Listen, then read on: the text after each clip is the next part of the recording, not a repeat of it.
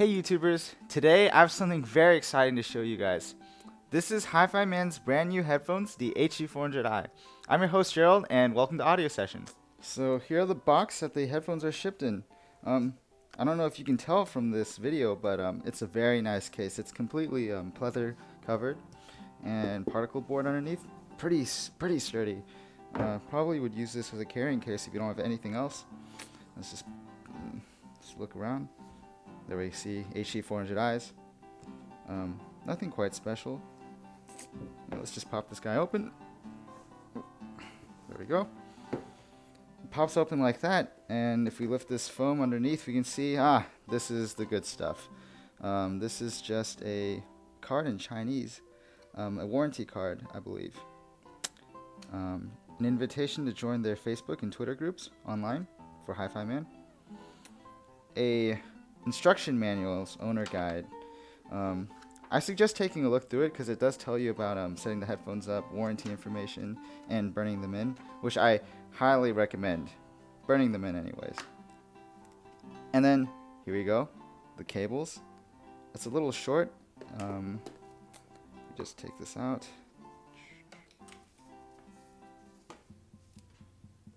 It's only like 1.5 meters long. Maybe just 1 meter. It's a very short cable, perfect for if you're using it on your desk, but nothing else. And here we go, the star of the show, the actual headphones themselves, packaged very nicely in this foam box. There you go. And next I'm going to talk about the build quality of these headphones. So here are the headphones themselves. You can see that the ear cups are descended from the same type of design older HiFiMan models have. They feature a similar type of orthodynamic technology. If you can see the driver, there we go. Definitely not a cone driver. But everything else in this headphone has been revamped. The weight has been significantly reduced from 500 plus grams on the older models to a very light 370 grams. And to put into perspective, the HD800 is just under that. So this is a very light headphone. And a lot of different things have been added for comfort too. The headband is very different. It's a leather suspension headband that you can see on the Stax 009 and the JPS Abyss headphones. It's super comfortable, I can tell you, but a little weird looking. You'll get used to that. They also added a swivel mechanism to the ear cups, so they can swivel left and right, and can even be placed down flat for portable use or for moving around storage. They also changed the ear pads. The ear pads are kind of like the Odyssey models now. It's angled at around 15 degrees, so it's a little thicker at the back. If you can see there. Yeah, there we go. And it's now a mix of leather and velour. So instead of just having velour or leather, you got velour at the contact points for your head, and the rest of the ear pad is made out of leather. It's a very breathable ear pad and very comfortable as well. Here's the cable that comes with the HiFiMans. You can see it's a cloth covered cable, very weird, with a 90-degree angle connector. Even weirder, by the way. I don't know what prompted them to make this decision, but it's not bad. It's a decent feeling cable, very sturdy and very solid. Doesn't develop kinks that easily either. And it comes in the same connections as the previous HiFiMan models. So if you have older cables or custom cables you want to use for this headphone, then you're free to do so. One problem I have had with this cable is that this gold coaxial bit has fallen off a few times. And I've had to get the cable replaced by HiFiMan. So if you want to use this cable, just be very cautious. Try not to tug on this bit too hard or it'll fall off. Now I'm going to show you guys what it looks like when you put on the head and talk a little bit about amplification. So first off, you want to make sure you adjust the leather headband so it fits your head. And mine are already adjusted, and then just place on your head. Make sure the fat end of the ear pad's facing towards the back. And there we go. That's what the headphones look like. It's not a very good looking pair, but it's also not very bad looking. The ear cups are very huge, as you can see. And the middle headband's a little bit weird, but it's not bad looking. The grills are very huge, so you know that these will leak in a lot of sound and everyone can hear what you're playing. So definitely don't use this for portable use. And also, it's a huge headphone. You should never ever do something like that. As for you gamers out there, you do not want to neck this. It's practically crushing my throat right now.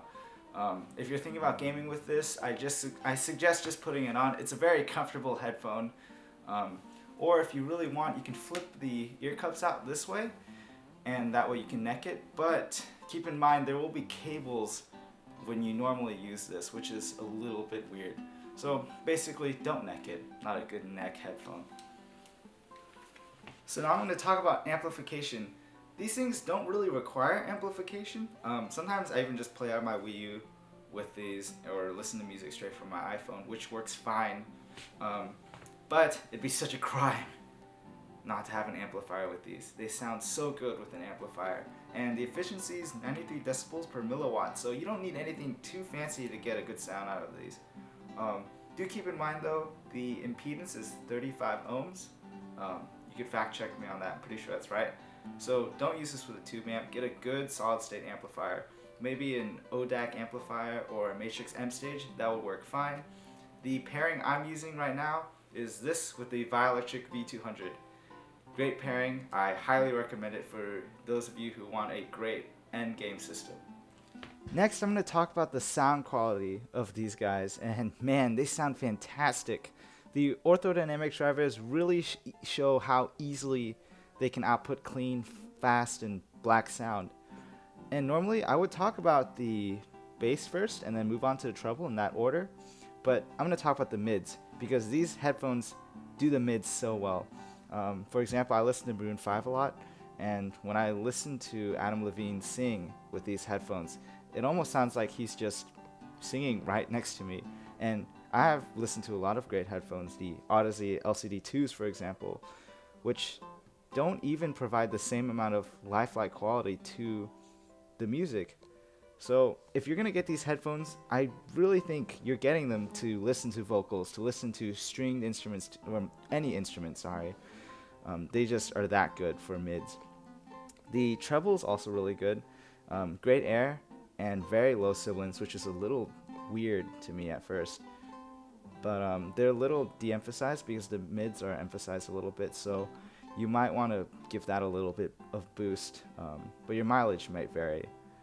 The weakest part of these headphones, in my opinion, is probably the bass. It's a good bass, it's detailed and controlled, but it sounds a little bit boomy. Not too much, but a little bit.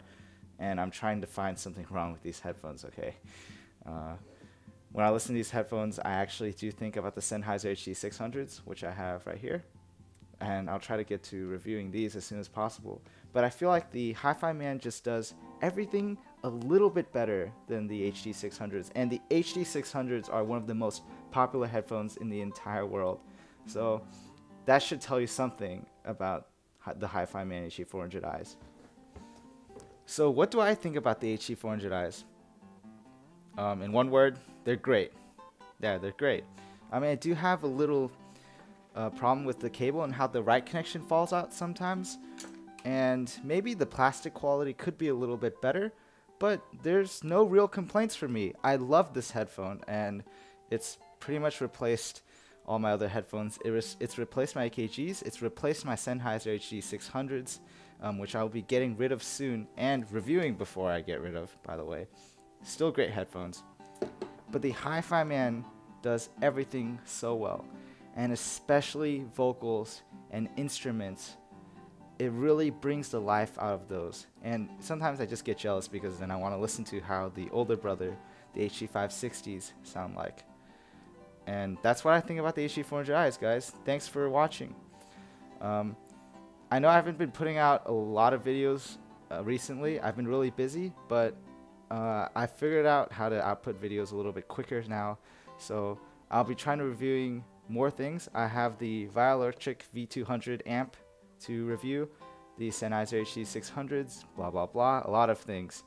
So I'll try to be reviewing more. But if you like this content, stay tuned and subscribe. I'll definitely be putting out more videos, more headphone audio related reviews.